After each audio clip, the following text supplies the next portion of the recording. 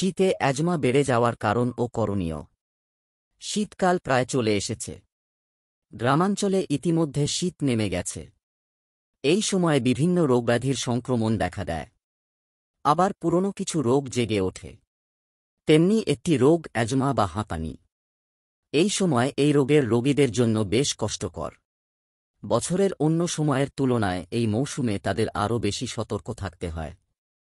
বিশ্বজুড়ে প্রায় 15 কোটিরও বেশি মানুষ অ্যাজমায় আক্রান্ত।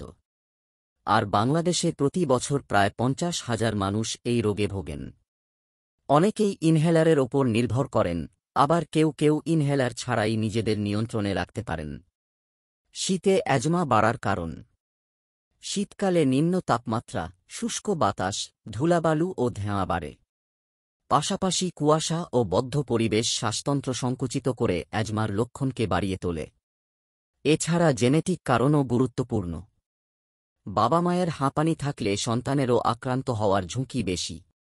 এটি যেকোনো বয়সে দেখা দিলেও সাধারণত 5 বছর বয়সের আগেই শুরু হয়। প্রাপ্তবয়স্কদের ক্ষেত্রে অ্যালার্জি বা সংক্রমণ বড় ভূমিকা রাখে। শীতে অ্যাজমার ঝুঁকি কমাতে করণীয়। বাইরে বের হওয়ার সময় নাক, মুখ স্কার্ফ বা মাস্ক দিয়ে ঢেকে রাখুন, যাতে বাতাস কিছুটা গরম ও আর্দ্র হয়ে ফুসফুসে প্রবেশ করে। খুব ভোর ও গভীর রাতে তাপমাত্রা কম থাকে, তাই এই সময় বাইরে ব্যায়াম বা ঘোরাঘুরি এড়িয়ে চলুন। শরীর গরম রাখতে উপযুক্ত শীতের পোশাক পরুন। ঘরের জানালা, দরজা বন্ধ থাকলে ধুলা, ডাস্ট মাইট ও ছত্রাক জমে। তাই ঘরে পর্যাপ্ত আলো, বাতাস প্রবেশের সুযোগ রাখুন। হিটার ব্যবহার করলে বাতাস যেন অতিরিক্ত শুষ্ক না হয়, তা খেয়াল রাখুন। প্রয়োজনে হিউমিডিফায়ার ব্যবহার করুন। মশার কয়েলের ধোঁয়া, তামাক ও সিগারেটের ধোঁয়া সম্পূর্ণভাবে পরিহার করুন। রিলিভার ইনহেলার সবসময় সঙ্গে রাখুন এবং প্রয়োজনে চিকিৎসকের নির্দেশ অনুযায়ী ব্যবহার করুন।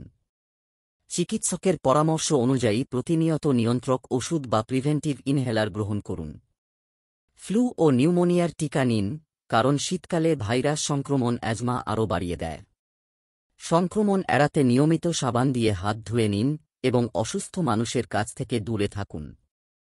শরীর হাইড্রেটেড রাখতে পর্যাপ্ত উষ্ণ পানি বা ক্যাফেইনমুক্ত গরম পানীয় পান করুন, এতে শ্বাসনালীর শ্লেষ্মা পাতলা থাকে।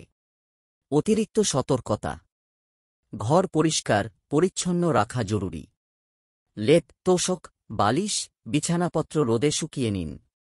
দিনে কয়েকবার স্বাভাবিক বা হালকা গরম পানি পান করুন। এটি কফ পাতলা করে, ফলে কাশি ও শ্বাসকষ্ট কমে। সবচেয়ে জরুরি, চিকিৎসকের পরামর্শ অনুযায়ী নিয়মিত ওষুধ সেবন। এরকম স্বাস্থ্য বিষয়ক ভিডিও পেতে লাইক, কমেন্ট, ফলো এবং চ্যানেলটি সাবস্ক্রাইব করে পাশে থাকবেন। মহান আল্লাহ আপনাকে উত্তম যা দান করুক। আমিন।